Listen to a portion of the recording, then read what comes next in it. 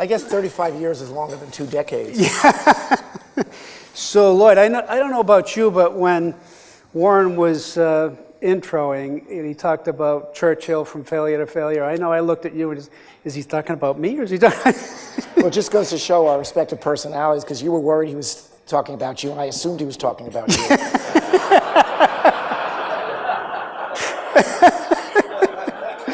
Oh, thanks for coming to Boston. No, Glad to be here. You did spend 7 years here, so you're no stranger. I still get PTSD. When I walk out.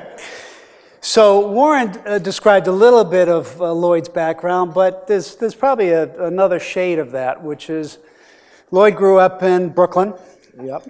East New York, maybe, the part of Brooklyn that hasn't. If anybody asked me where I'm from, it would never dawn on me to say New York City. Yeah, I'm from Brooklyn. Father was a postal worker. Your mother was a receptionist. Went to the local high schools, lived in public housing. So you start to look at that as the beginning of your life, and then somehow you became valedictorian of your high school class. So I don't know how you pulled that one off. Well, I spoke English.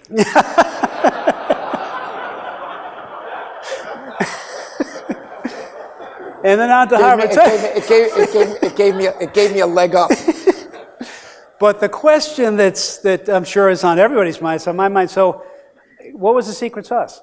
You know, how did you go from that humble background to where you are today? I mean, what inspired you? You know, well, those are all different questions. You know, one of the reasons I always think, how did you get to a place? Yeah. When you're in the place, and it's kind of a funny, you know, being in the risk business and thinking of things in a kind of mathy way a lot. The odds were very remote that I'd be in this place from where I started, but someone would have been here. And so there was 100% certainty you'd be asking that question of someone. But so I'll ask you the second one, which is what inspired me, because there's a lot of luck. I was smart enough. Yep. And ambitious enough, and a lot of things enough, but some people were more. And some people, there's a lot of luck or chance in the world now. I don't take anything away, because you have to respond to luck and you have to seek it out sometimes. And sometimes you answer a knock on the door, and sometimes you're standing by the door and answer it when it's knocking on somebody else's door. So I'm saying I'm not going to diminish it, but I didn't forecast this. I went to, it was great and a flash that I got into college. It was unbelievable. I got into Harvard. I didn't get into others. But somehow they did it, which is why I'm, to this day, I'm loyal and very supportive, because they found, they came and I wasn't that obvious. I went to law school because I had no idea what to do, and I practiced law. And then from then, I didn't plan anything. A lot of people leave law firms after a few years. I was one of them. I couldn't get a job. People were applying to Wall Street firms, which I did, and I got turned down, in this case, by all of them, as I would have turned me down. But including Goldman, and Dean Witter, firms that don't exist. But I got a job at a small commodity trading firm called J. Aaron and Company. And I found out after the fact that they hired everybody. They had this metaphor. This was a very streety firm, and they had this metaphor that they used to use about their hiring practices. They thought of it as mud down a sluice. And if they just poured as much mud as they could down the sluice, you had a better chance of finding a diamond at the end of it. So they'd hire like 30 people, intending to have 2 at the end of a year. And so that's what I did. And then just as I was like saying, what am I doing here? They got acquired by Goldman. So I joined, right about that time, and that's how I got into Goldman, and so that was lucky. And then when I got to Goldman in the precious metals, it turns out it was the only international business that Goldman had. It was a very domestic firm. You couldn't get a confirm in any currency but dollars. This was at the wave of internationalization. And they asked me to do stuff in foreign exchange and to help hedge out some British gas investments. It was the first earliest things. So I found myself, given, I was such a natural given my roots in East New York, Brooklyn, to become the great internationalist. But I found myself by quirky circumstances there. And then that was a huge theme. And so I just wrote, I got caught up in that vortex of that, and I grew up and I grew in the organization. Now, I'm not, I don't want you to think I'm, falsely or otherwise modest. I did well in that context, but so did a lot of people would have. But it's like the smartest, best, needy people who are making the biggest contribution to the firm weren't put in those new areas. They were too valuable. It's like, who populated the new world? Right. The third sons who who weren't lucky enough to get those 2.5 acres, from their fathers. So you and I have known each other for, I don't know, a couple of decades. And my favorite time with you is always when we talk about the financial crisis. And 10 years ago, I was on the edge of it. I became CEO just after the financial crisis. You became CEO in 2006, uniquely replacing Hank Paulson, who became Treasury Secretary. A few years pass, and you know what hits the fan. Yeah, like less than a year. And you're right there, with Goldman. Hank's on the other side. Share some insight stories, some of those moments when you weren't sure it was going to get fixed. Well, I knew it was, of course. We could talk, we spent a lot of time, going through this stuff, but it was it was very unnerving. I was very philosophical. I was thinking, because, being a naturally fatalistic person, I said, I knew it. If I'm going to be a CEO, the world's going to blow up of this. And it's not like, Goldman Sachs, big balance sheet company, we're involved in everything. And so nothing can go wrong anywhere without affecting us. But oddly, just this goes to show how much we punch above our weight. We were viewed as ground zero for the mortgage crisis. We don't do mortgages. That's pretty good. We buy mortgages from other people. And so then, therefore, we could be an enabler. Because we bought mortgages from other people who had bad origination practices, we may have on-sold them in a bad way, possibly, alleged, or we enabled other people who had bad practices to sell what they had, get money, do other things, none of which I think was necessarily the case, but that was it. But we're hardly ground zero for the mortgage crisis because we're only derivatively or secondarily into it. But we're very high profile. And if you pick up, if you're in New York, I'm in the paper every day, in the Post, and frankly, a lot of the national papers. We get a lot of attention, so we were getting it. The financial crisis for us came in two parts. There was the existential part where nobody knew who had what, who was solvent, who had liquidity, and that we navigated very, very well. By largely because we ran our business in a sensible, I'll say this, a sensible way. We hedged. If we bought something, we sold it. Some people thought, gee, housing can't go down anymore. Some people thought housing prices were going to go to zero.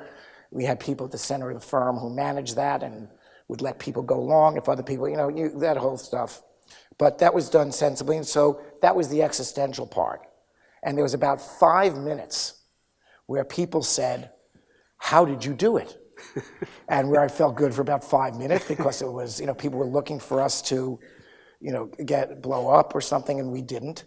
And then 15 minutes later, it was, how did you do it? Which was kind of the reputational part of it, because all that hedging that we did, we bought, we sold. Well, why would you sell that when you know it's going down? I said, well, we didn't know it was going down. Well, you sold it. Why'd you sell it? Well, we sell it because we bought it over here.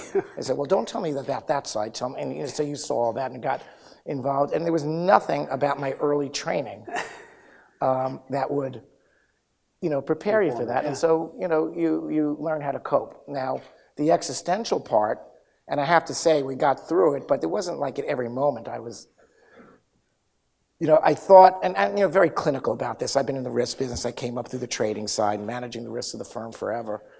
For a long period of time. But, I didn't get that way because I'm like happy guy and happy-go-lucky. I looked at this stuff and I'm saying, gee, there's a percentage. What are the percentage probabilities of the world blowing up? And let me tell you, we'll all insure our houses that have a 0.001% risk. I didn't like going to bed if there was a 15% risk of things melting down. And so I would say when people go out and now evaluate how regulators and decisions that were made and everybody is on a high horse, oh, you shouldn't have done that, shouldn't have intervened in the market. See, it didn't blow up. Yeah, it didn't blow up because that's what they did. And it might not have blown up, but who of any kind of responsibility would allow the country to go along with, put a number on a 15, 20% chance of that kind of a meltdown? It would have been irresponsible. And so I think they did a good job. But we did have to negotiate, did have to get along from weekend after weekend where, there was one crisis after another. And fortunately, we just didn't know how long it would be. If somebody would have told me that it would have been as bad as it was for as long as it was, I would have, I wouldn't have gotten out of bed. But since every time it seemed like, in hindsight, it was reasonable that it would take as long as it did, and there was as much rough stuff to handle as it did. But at the time, of course, you don't know, and so you just get up and you do what you do. And you had Hank Paulson, Ben Bernanke, Tim Geithner, all in the center trying I think they did a very, again, in the fog of war, people will write dissertations for the next 100 years about what they did and find fault with everything. They should have done this, they shouldn't have done that, they should have optimized. But let me tell you, in the fog of war, when you didn't know what was going to happen, when you had to make decisions of huge consequence to the outcome and also take a lot of risk with respect to their own reputations. It wasn't even a matter of, for most people, it would be, what's the right thing to do? But in that context of the politics that existed at that moment, if you knew the right thing to do, how hard is it to do something where if it all goes well, people are going to hate you, right? Because if it all went well, they think you didn't need to do that stuff. And if it went badly, they'd also hate you. And so they were putting themselves, and so we're sitting there, all these, guys who make a lot of money and do this and have that, and whether or not there was this level of responsibility or that level, we were still in or around the scene of the crime, if you want to call it that. We were involved in that and in managing the finances, not as a whole, but in our own contribution. And the regulators who had to sort this out, I'd say they did a very good job and should be honored for it. And if people want to poke at them, because now people are saying, oh, you should have, could have, that's kind of petty. Yeah. And so 10 years forward, the country has healed from a financial standpoint. Ish, that's where I'm going to. And, if you look at the economy, it's, pushing on 3%, unemployment's at 4%, signs of inflation, Fed's tightening. And if you even widen your lens, if you look around the world, the emerging markets seem to be performing quite well, the developed markets equally, with some exceptions. So it feels like a moment, I guess they say a synchronized recovery, like everything's going in the right direction, and those are the moments I worry about. So what is your... when you evaluate these things, I'm reminded of, the Cho and Lay comment asked about the French Revolution. He said it's too soon to tell. When World War I was over, they said, oh, gee, what happened? And then 200 years from now, or even now, World War II is a continuation of all the unresolved elements of World War I. So you don't know. I'm not sure that we're not, maybe the financial crisis is distinctly over, and now it's a new world, it's kind of a restart, and now whatever happens from this moment is sui generis and starting over. Or another way of looking at it is, depending on what happens, we may see this all as a piece with that financial crisis, which itself was a function of bubbles, and ties in with the whole inequality and how things are going. Because I could say, looking at, if I had to predict, looking at the, things are going great, and I am an optimist about this, and I do think there's a long runway ahead and things look pretty good. But when you look at around corners and you see what is kind of a little bit off, you could say, well, a lot of the bank issues in the United States, around the world, have been solved, but the problem by migrating the problem to the sovereign balance sheets, to the governments. So so the banks look pretty good, but the Fed has $4 trillion of debt on its balance sheet. And it's even more, we're not in a European audience now, but in Europe, they'd really know what that meant because all the European banking system is fixed, but the Europeans are also buying up all the debt, are also putting all the debt. The budget deficits haven't contracted, they've widened. The banks buy the debt, then walk over to the European Central Bank, finance it, get new money so they could buy the next round of debt. And so you have countries with way bigger deficits as a percentage of GDP than the US that are financing, that are borrowing money for 10 years at 3% or 2.5%. Really?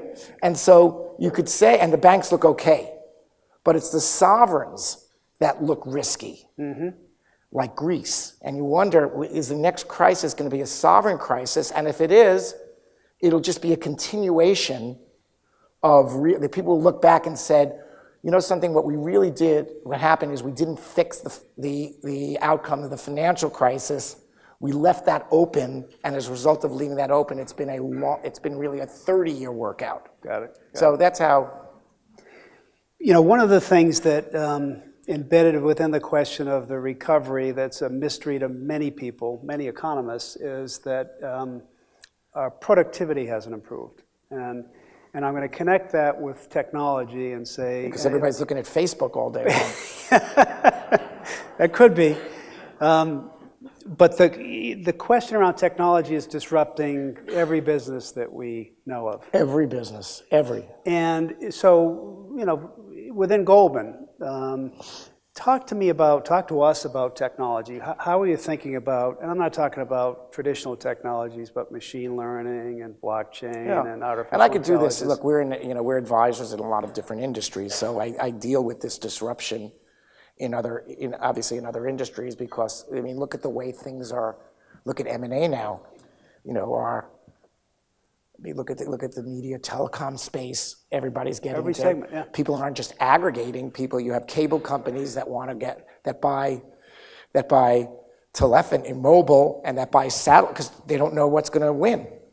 Used to be, if a mobile company was going to merge, it would merge with another mobile company, but a mobile company may be more valuable to a cable company because you just have to make bets. Or it's every industry. Automobile, you still need 17 million cars if they're all riding around. You still need property, you still need casualty insurance companies if those cars don't bump into anything. Although the occasional person, but not, you don't know, it's new, but probably there'll be fewer accidents. You can go industry by industry. For us, it obviously manifests in a lot of positive ways, some negative ways. But for us, I'll give you one indication.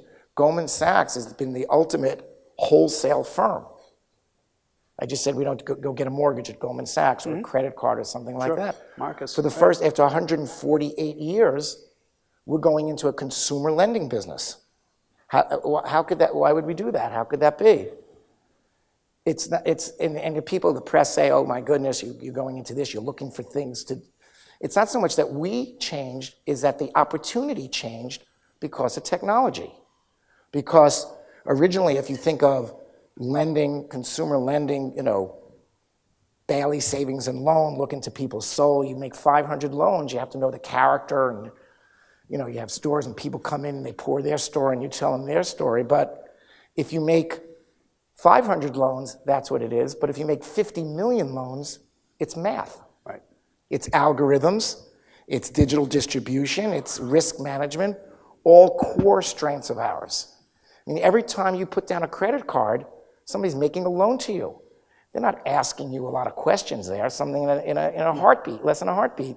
They're making a credit decision. So that's a core strength of ours. It wouldn't have been before. And there's obviously a consumer experience element at the other end of the computer. And we have to import that and develop and grow some new muscles. Service centers, we have a service center we wouldn't have had before. But it now behooves us to be deposit takers, which we did by buying a platform from GE, and growing our own consumer business markets. These are muscles that we didn't, we never exercised before, didn't have. And so that's a change in our business. And for us, it took, there was an evolution here because, we became a bank holding company over a weekend, and we were finding assets we could put into it. Because we are a wholesale business, we don't do a lot of bank-like activities that could even be in a bank.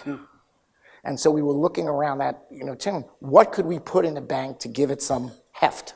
So it would be a bank. Then the second go around, then 2.0, was, gee, there's a cheaper source of funding that comes with a bank. Why don't we take advantage of it and take other activities and put those in a bank that don't have to be in a bank, but we can put them in a bank.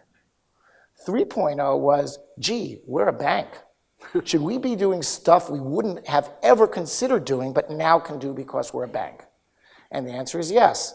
And in this consumer business, for us, just to give you our mindset, is a lot of what we'll be doing is refinancing credit card balances, which is a gigantic market. And there are a lot of people in the world who finance themselves, and if anybody has, statistically, I don't have it at my fingertips, but a huge percentage of the country couldn't pay a $200, bill to a dentist without taking out a loan. I mean, that's, most of us don't live in that world, but that is the world. And people run up constant credit card balances, and as you know, or may not know, because I'm sure you all pay your credit cards off the second you get the bill, people are paying rates of 21, 22, 24%. Those institutions, which are normal banks, have no incentive to offer people consumer loans at 10, 11, or 12%. We are either cursed or blessed with no consumer business, no legacy operations.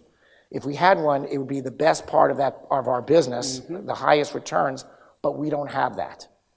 The normal folks who would disrupt that business, the Silicon Valley crowd, aren't bank holding companies and can't take deposits to fund them. And so and some of you know the names, have been out there doing it. Those don't work that well because they have to package them and on-sell the loans. They can't be flexible because it doesn't sit on their balance sheet. It has to be packaged and sold to people who take all the margin from it. So we're kind of a weird place.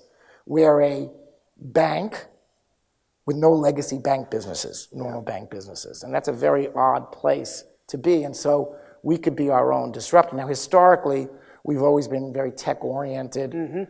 We promote our CFO, who is former head of technology. We have a lot of technologists in our company, a lot of the platforms that people take for granted, Arca, ICE, all these platforms. We, came out of Goldman Sachs and spun off. So that's us. But it's industry by industry. Most of the changes that come from Silicon Valley involve payments. Right.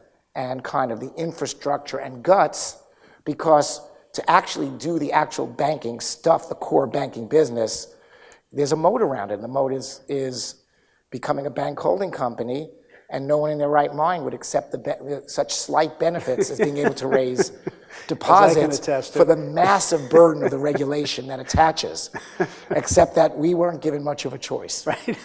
And so there we are. So another angle on technology, you've got a bunch of Boston-based CEOs in the room, and I'm sure most, if not all of us, have had our marketing departments darken our door and suggest that we go on Twitter. And very few have. You were one of the early adopters. You tweet pretty regularly. Not that often. Well, yeah. So what was the thinking behind that, and what's the value of it?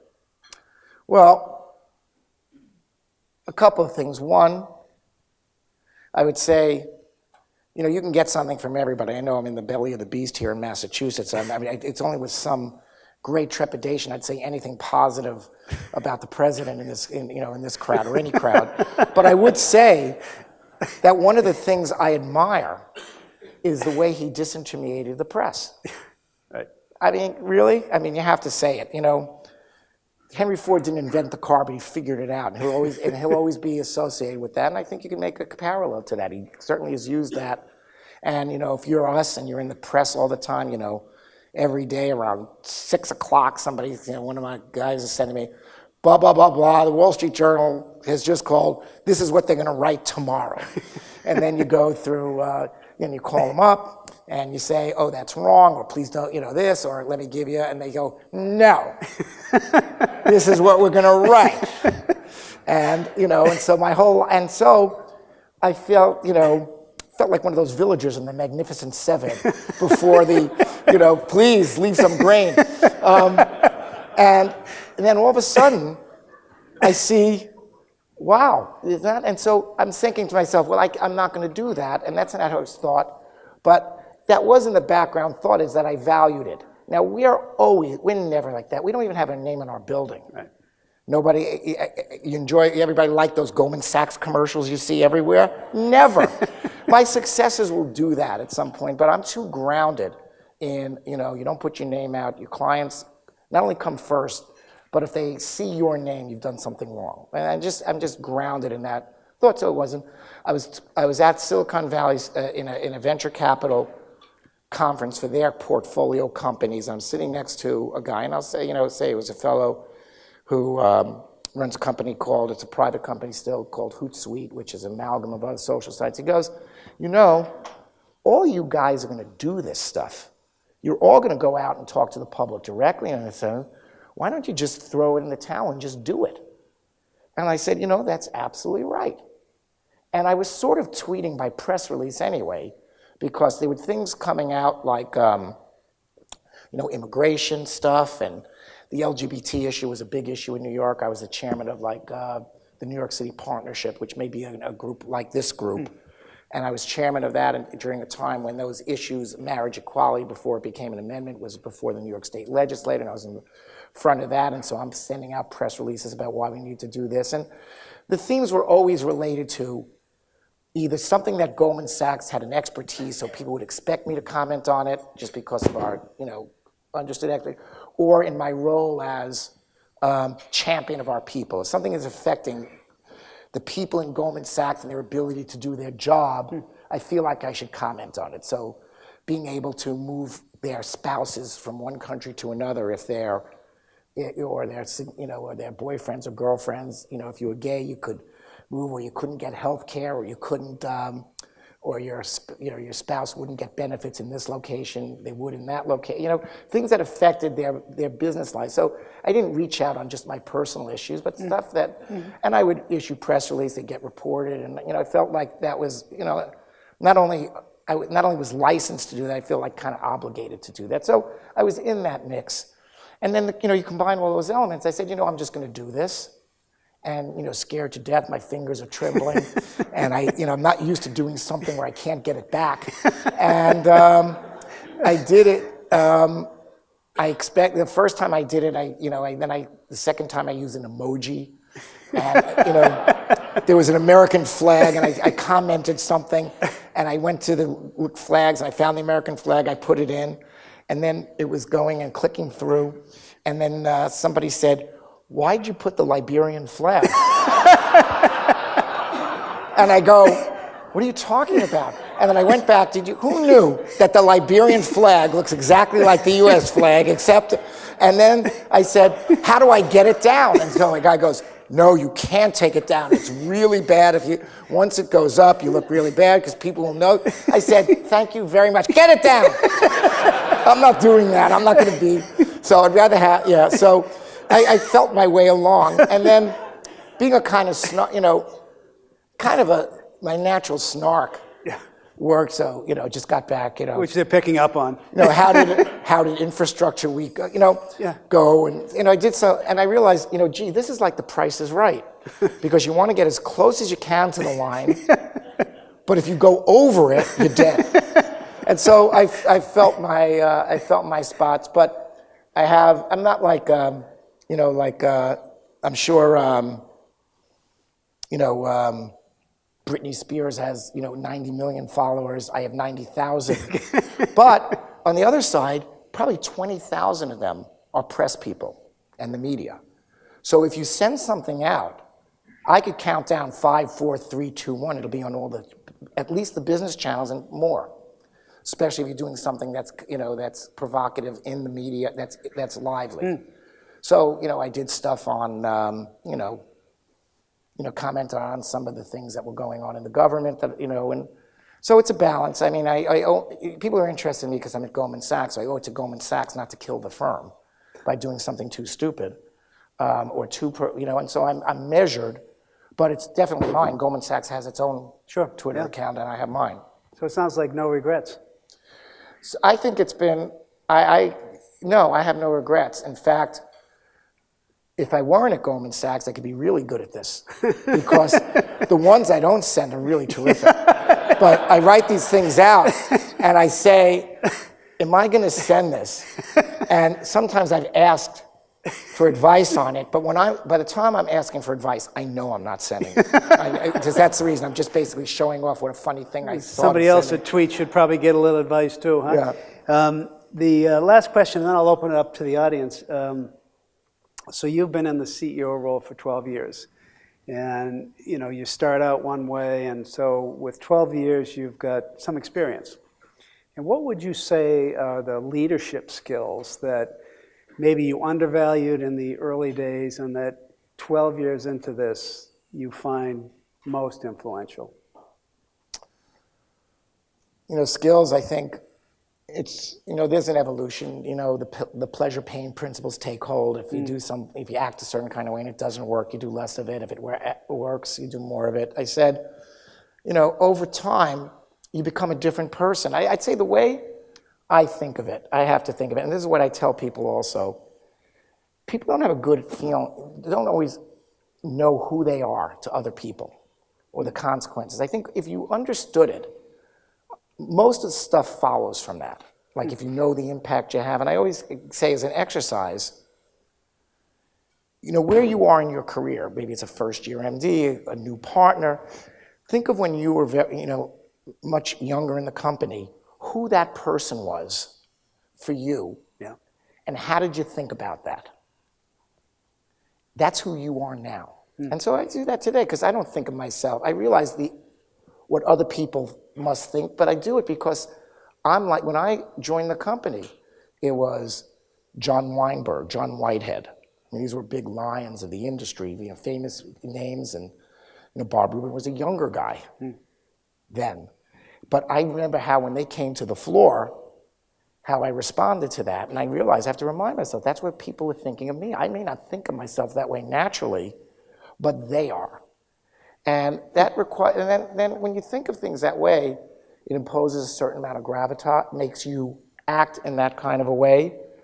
So I think there's that. I always remind people that you're not necessarily there to be loved. It's good to be loved. I'd rather be loved than not loved. But what you want to do is be appreciated. Appreciated. So you'll do things that not good, that people may not like. You're not there to be their friend. But people don't want friends.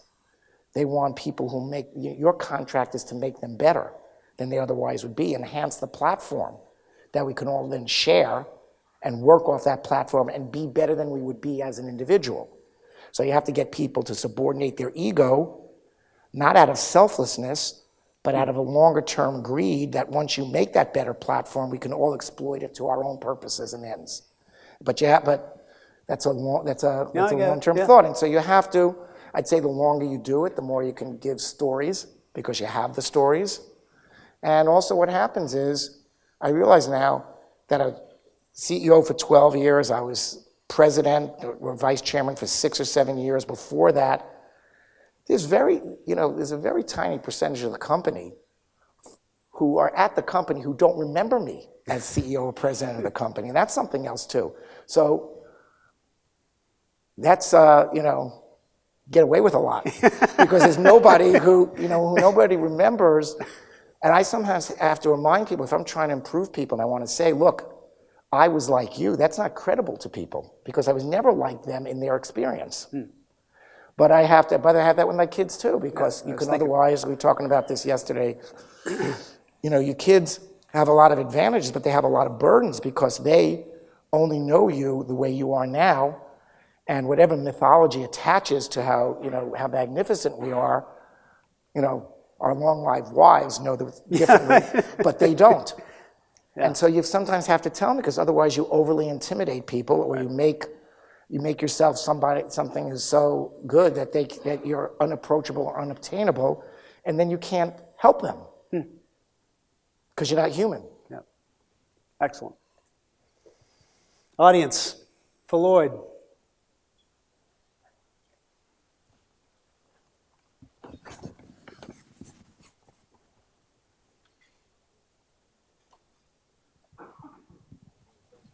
Here's one here.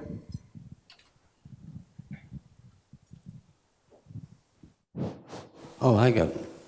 No, we got Jack too. Go ahead. Lloyd, hi Lloyd. I think you got a lot of new followers on Twitter. And I was just reading your posts, and you had a great one here. I work for a French company. I work for Sanofi, based in Paris. There's a big presence here in Boston. And I think I was getting myself. I got myself in trouble with the British government over Brexit on those French posts. Well, he has a post about attending an international CEO conference in France with President Macron and feeling like there's a new day dawning in France. So maybe could you explain that a little bit? Well, Macron, I really do think right now, and again, we'll have to see how things evolve further. But right now, the most important, the central leader in Europe, right now is Macron, because Merkel, Mrs. Merkel, who's a fabulous politician and has been for 10 years, the center and the most influential person in Europe, and maybe you'd say the greatest statesman in the world for some of this period, is weakened by having a weak coalition. Whereas Macron got into government with a huge, in a tsunami of support and controls his legislature. Now, the question in Paris is also, will he get cold feet? Will he see it through? But he has such an, his predecessors didn't, even though they had a bit of a mandate, but got cold feet. The first time they set the trucks on fire in the middle of the road. So, France is France. So I don't have any illusions about how difficult it is for change in that country. But this could be. He's not like a Thatcher or a Reagan. He may be like a Schroeder in Germany, who was a socialist, but who changed. It's hard to remember, but we know that Germany is this huge economic power. But if you think back 25 years, which is hard to do, but some of us are old enough to have read newspapers 25 years ago, remember that Germany, the book on Germany was going downhill. The first two generations after the war were killing themselves, worked hard, but after the 80s, remember the depression, the morass people sunk into, Baader Meinhof, all the socialism that crept across Germany, and all of a sudden, it didn't look good. It was bad. And Schroeder, who, I don't think he's had a great afterlife as in terms of what he's doing now, but at the time, he reset that in Germany, and he got rid of, they were going the way of France, short work weeks, unions controlling companies and everything, and that kind of was reversed in a way that Thatcher played that role, again, different people, and Reagan. And so people want to see this, and so sometimes you see what you want to see even if it's not there, but I think it's there. And I was at that meeting in Versailles and I talked to him, and I met with him before. I knew him from, not friendly or know him, but I had met with him before he got into government. And I think he has the potential to be a real deal. He can either do it or we'll be disappointed, but I'd say that this is a moment in time where he seems to be on the right track, and the people he has in his government are like that too. The first thing you say, is this just dependent on him? And if he's gone, will it stick? I asked him that question. He said, if it works, it will stick. If it doesn't work, it won't. Which is the right answer. None of this, of course it will stick, a new day is dawned, like that. And so, he, and his approval rating is in it, but we'll see. We're watching him. A parallel to that is a little bit what's happening in Japan, where Abe has been, used to have a different prime minister in Japan more than one a year.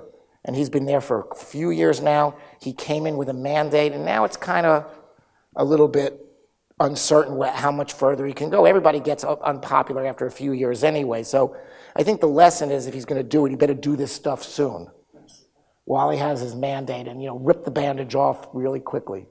But if you ask me whether I still have the optimism I tried to convey there, yes, just that the stakes are higher now because he's more influential now. And he has a bigger percentage of the pool of leadership influence in Europe because of the weakening of Mrs. Merkel. I have a question. Welcome to the Boston bull market. It's late, but I hope you bring it. Can you tell me two things in your career that you did not get to do that you wish you did that are very important to you?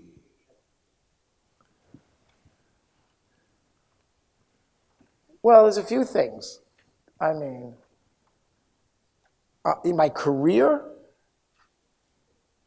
I would say less in my career because I've always been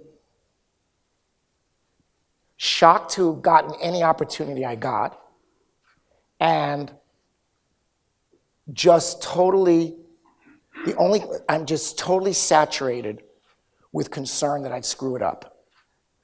So it was never like, oh my goodness, I got the silver medal. I'm so disappointed I didn't get the gold medal. I was more saying, how did I get this? Or that was just, so I didn't have that. At various times, I would say, gee, it would have been nice to get a Rhodes Scholarship. Now I would have had to have applied for it. But in order to have applied for it, I would have had to be somewhat close, and I ruled myself out. Things like that. I think at this point, I'm probably not going to be a member of Augusta, but then I'd have to take up golf first. So there's a number of things that I think would be highly prestigious and wonderful to do, but it's not like I've been teeming with frustration and ambition not to have it. I've been pretty, I think one of the things that, there's some people in life that I look at, I flew back from Washington yesterday with Jay, and I think I said this at one point. There's something, almost everything is a blessing and a curse, but one thing of that is there's some people I know who are terrific and the world looks at them, they're highly influential, and you know that they must have been voted the most likely to succeed in kindergarten. That their entire lives, they were the good-looking guy, they were captain of the football team, they were this and that their entire lives, and those are the people who I think get far but probably could have the most potential for disappointment. And then there are people who are like late bloomers who find themselves at unexpected places and where it's like kind of all good. We won't speculate on which one of those you are. Let me just add one addition to that, Lloyd. I'm going through this process right now. I'm retiring at the end of the year and thinking about what the next act is. We know that you haven't announced your retirement yet, but what would the... I tell you, the Wall Street Journal reported it, which is more of a, that's what I'm saying, more of a wish fulfillment than a... But knowing that it hasn't happened yet, but what kinds of things would fulfill you after work? I don't know. I'm worried about it. I don't know. My wife says, don't quit. I think part of that is selfish, that she doesn't want me around, but she at least catches it as for my own good. I don't know. I'm worried about it, but I do know that it's very hard to leave these jobs. They're hard jobs to get, and that was something that one of my predecessors told me, because people have been speculating when I'm leaving for the day I got the job. And so one time he said, don't leave so quickly, they're hard to get. And that's true. But I also know, how many, other than Jim Brown, who leaves at the top? Nobody, you have to be a certain age for that. And I'd say it another way. When things are going badly, and our job is very volatile, we're in the financial, our job in part is trying to guess the future. Nobody guesses it. Really? And trying to get there and try to get it right and managing risks, and who knows and it's hard to get that right all the time or even a lot. So things go good and go well, they go badly. When things are going badly, you can't leave. when things are going well, you don't want to leave. And so you, almost by definition, you have to leave when you don't want to leave. Because one, you can't, and the other you don't want, but you still can. And so I know that I have to leave when I don't want to leave. Now, my last 5 predecessors had kind of got the normal, by history, way out for us at Goldman Sachs CEO land is go into the government. So my last 5 predecessors went into the government. Paulson, Friedman, Whitehead, Corzine, Bob Rubin, went into the government. And the one Sixpack died at his desk. So, the government doesn't seem that available for me now. And I'm not sure I'm not sure I want to die at my desk. So it creates a problem, but I'm not going to leave. I don't think I'm destined to leave because I'm finding something else attractive. I just think I'm going to have the discipline to leave when I want to stay. But I read a lot of history, and I know how things go and evolve, and that's what's going to happen. There was press on my tenure recently, and it's frequent, but really what the story was that we winnowed down the succession candidates, said nothing about my tenure. And so that's why I tweeted that Wall Street, that I did that. I said it felt like Huck Finn, listening to my own eulogy from the Wall Street Journal. But so it wasn't right, but it may not be wrong forever, because it will. 12 years is, as 12 years in this job is like Methuselah, like that, I was. I had to be thoughtful about this. I was sick for a while. Yep. I thought about this stuff along the way. But I'll tell you, I don't know what I would do, but I know I want to do something. Yeah. And that's also part of it because I'd like to have a runway to do something, but I'd also like to know what it is. That's why the first thing I said when I saw Jay, because we were in Washington together, we were participating in something together yesterday and flew back together. And I just kept cross-examining, how are you thinking about this? How are you thinking about this? And he starts talking about golf and all these, so I'm still looking. Ladies and gentlemen, put your hands together for Lloyd Blankfein. Thank you.